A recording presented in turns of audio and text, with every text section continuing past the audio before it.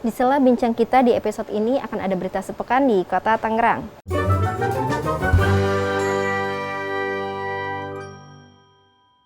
Berita pertama hadir dari Dinas Kesehatan. Dinas Kesehatan telah menginstruksikan seluruh fasilitas kesehatan, apotek, dan toko obat untuk menghentikan sementara penjualan obat bentuk cair atau sirup di Kota Tangerang. Penghentian penjualan obat sirup ini sebagai tindak lanjut setelah terus bertambahnya kasus gagal ginjal akut pada anak di Indonesia. Dinkes mengungkapkan hingga saat ini belum ada laporan mengenai kasus gagal ginjal akut pada anak di Kota Tangerang. Namun, seluruh fasilitas kesehatan, baik puskesmas maupun rumah sakit di Kota Tangerang sudah menyiapkan tata laksana penanganan jika nantinya ditemukan kasus tersebut. Dalam hal ini, langkah kewaspadaan tentunya harus beriringan di semua pihak, baik pemerintah maupun masyarakat, khususnya para orang tua. Dinkes pun menghimbau orang tua untuk sementara waktu tidak memberikan obat-obatan yang didapatkan secara bebas, tanpa anjuran tenaga kesehatan yang kompeten. Jika didapati anak menderita demam di rumah, orang tua dapat mengedepankan tata laksana non-farmakologis seperti mencukupi kebutuhan cairan, kompres air hangat, dan menggunakan pakaian tipis. Jika terdapat tanda-tanda bahaya, segera bawa anak ke fasilitas kesehatan terdekat. Berita kedua, Kota Tangerang ikuti Trade Expo Indonesia 2022. Guna memperkenalkan produk yang berasal dari Kota Tangerang terhadap pasar internasional, Dinas Perindustrian, Perdagangan, Koperasi dan UKM atau Disperendakop mengikuti Trade Expo Indonesia atau TEI serta kuliner dan pangan Nusantara yang diselenggarakan oleh Kementerian Perdagangan selama 5 hari pada 19 Oktober hingga 23 Oktober di ICE BSD City. Pada TEI tahun ini, Kota Tangerang membawa 15 produk yang terdiri dari Usaha Mikro Kecil Menengah atau UMKM Award 2022. Peserta yang mengikuti pelatihan Explore yang diadakan oleh Kementerian Perdagangan serta perusahaan dengan penjualan yang sudah nasional dan internasional. 3 kategori jenis produk yang mengikuti antara lain yaitu ada pangan, fashion, dan kerajinan. Tentunya produk Kota Tangerang yang masuk pada TEI ini sudah melewati tahapan kurasi, seperti legalitas usahanya, kapasitas produksi, dan kualitas produk tersebut sudah berstandar internasional. Selanjutnya, berita terakhir ada dari Dinas Sosial. Dalam rangka pengendalian inflasi daerah, Dinas Sosial Kota Tangerang menyalurkan bantuan tunai atau BST di Transmart Cikokol, Kota Tangerang pada hari Kamis tanggal 20 Oktober. BST merupakan program perlindungan sosial untuk warga Kota Tangerang yang terkena dampak dari inflasi atau kenaikan bahan bakar minyak. Penerima BST ini merupakan warga yang tercantum di dalam data terpadu kesejahteraan sosial dan masyarakat yang belum pernah mendapatkan bantuan dari pemerintah pusat, yaitu Kementerian Sosial dan Pemerintah Provinsi Banten. Warga yang mendapatkan BST ini sebanyak 10.414 keluarga penerima manfaat atau KPM, yang merupakan warga dari 13 kecamatan dan 104 kelurahan se-Kota Tangerang. Tentunya harus memiliki kartu tanda penduduk nih atau KTP Kota Tangerang dan masih bertempat tinggal di wilayah Kota Tangerang. Bentuk bantuan yang disalurkan berupa uang tunai sebesar Rp150.000 sebanyak 4 kali dan akan diberikan dalam 2 tahap pada bulan Oktober dan Desember sebesar Rp300.000 di setiap bulannya. Dengan itu, masyarakat menerima bantuan total uang tunai sebesar Rp600.000 per KPM. Dengan harapan, BST ini dapat membantu untuk pemenuhan kebutuhan dasar para KPM berkaitan dengan adanya inflasi daerah. Dan tentunya, pastinya nih, pemerintah Kota Tangerang terus berupaya dengan program-program untuk membantu masyarakat yang terdampak inflasi tersebut. Nah, itu dia Sobat Tangerang, berita sepekan di Kota Tangerang. Jangan lupa untuk terus ikuti berita-berita yang ada di Kota Tangerang dengan mengakses www.tangerangkota.go.id dan baca koran pendek pastinya.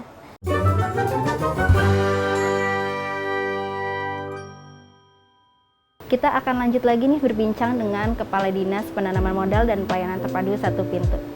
Pak, lanjut nih Pak, beberapa waktu lalu Kota Tangerang kan baru saja mendapatkan penghargaan Anugerah Layanan Investasi 2022. Bisa diceritakan Pak? Ya, jadi ya alhamdulillah tahun ini Kota Tangerang mendapat anugerah layanan investasi ya tahun 2022 dari Kementerian Investasi atau BKPM.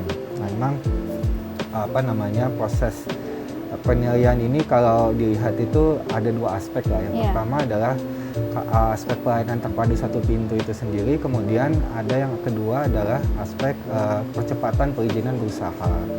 Nah, untuk aspek PTSP itu ada beberapa kriteria yang diverifikasi atau dinilai lah, bahwa yang pertama tentunya kelembagaan, kemudian ada sumber daya manusia, kemudian juga ada sarana prasarana, dan tentunya pelayanan perizinan itu sendiri begitu. Nah, jadi ini kita dinilai bagaimana proses PTSP itu dilakukan, dan terutama juga nanti kaitannya dengan perizinan berusaha di OSS. Jadi kita dinilai itu dievaluasi ya alhamdulillah kita bisa memenuhi lah kriteria. Nah, kemudian untuk percepatan perizinan berusaha itu dinilai bagaimana kolaborasi begitu ya, kolaborasi, integrasi atau koordinasi di bawah kepala daerah, dalam hal ini Pak Wali dan Pak Sekda, terhadap dinas-dinas teknis yang melakukan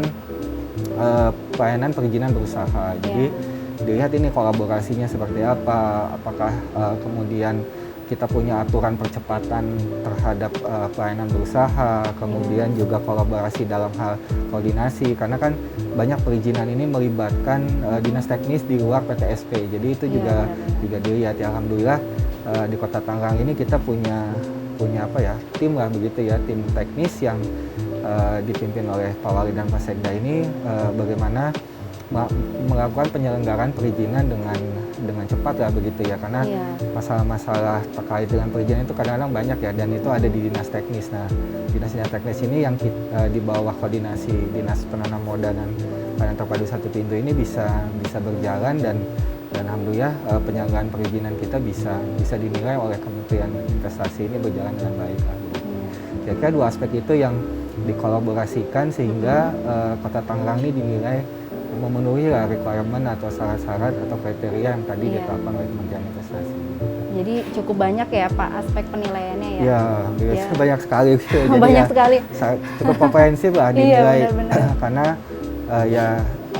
dalam beberapa kesempatan juga Pak Wali kan menyampaikan ya, ini bukan sekedar lomba ya, tapi bagaimana kemudian pemerintah kota bisa memenuhi indikator atau kriteria dalam penyelenggaraan pelayanan publik, terutama dalam penyelenggaraan investasi begitu dan perizinan. Berarti dengan aspek yang dinilai oleh Kementerian Investasi ini luar biasa nih Kota Tangerang bisa meraih anugerah layanan investasi 2022. Dukungan semua pihak karena banyak sekali yang terlibat dan juga doa dari masyarakat Kota Tangerang. Iya, luar biasa ya. Berarti Bapak juga berhasil nih membawa DPM PTSP Kota Tangerang ya di kancah nasional pastinya dong kalau penilaian dari kementerian ya Pak. Iya.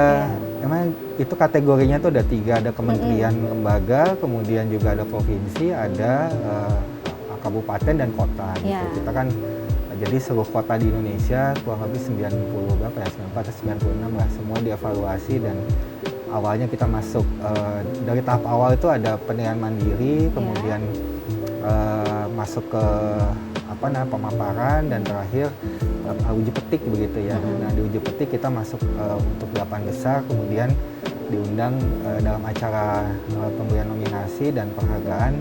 Alhamdulillah kita 3 besar dan alhamdulillah juara 1. Wah, luar biasa nih Pak. Itu prosesnya lama Pak? Itu sekitar evaluasi 4 bulan ya.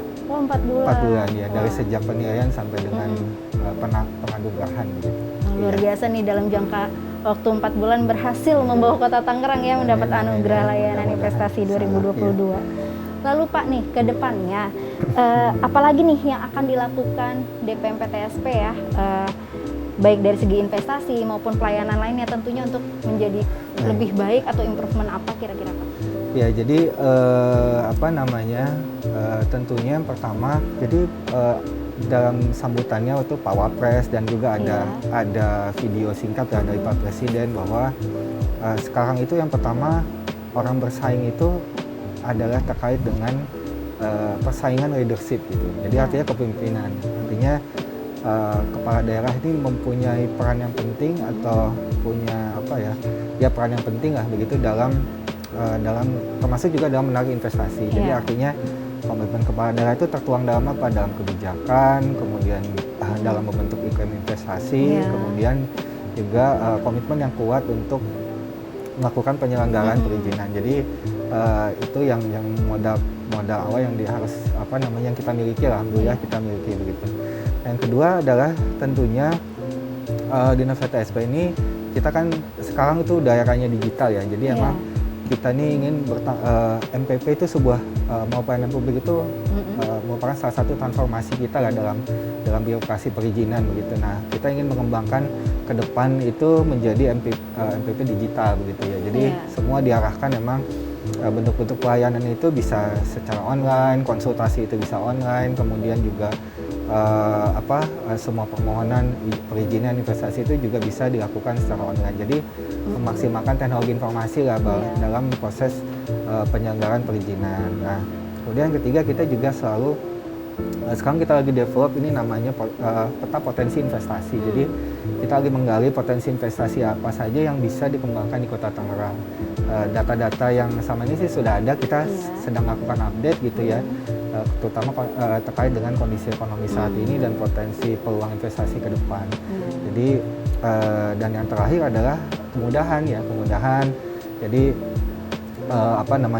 mereka tuh bisa mengakses perizinan atau informasi itu tidak harus datang juga ke mau pelayanan publik atau ke PTSP gitu, tapi mereka bisa akses di mana saja, dimanapun bisa akses, menghubungi kita kapan saja, membuat janji. Kita juga kalaupun harus ada yang dikonsultasikan ke kantor kita juga sedang mengembangkan sistem antrian online dan seperti itu. Jadi banyak yang coba kita coba develop, terutama kaitannya proses percepatan perizinan lah. Wah, luar biasa nih. Jadi terkesima Pak.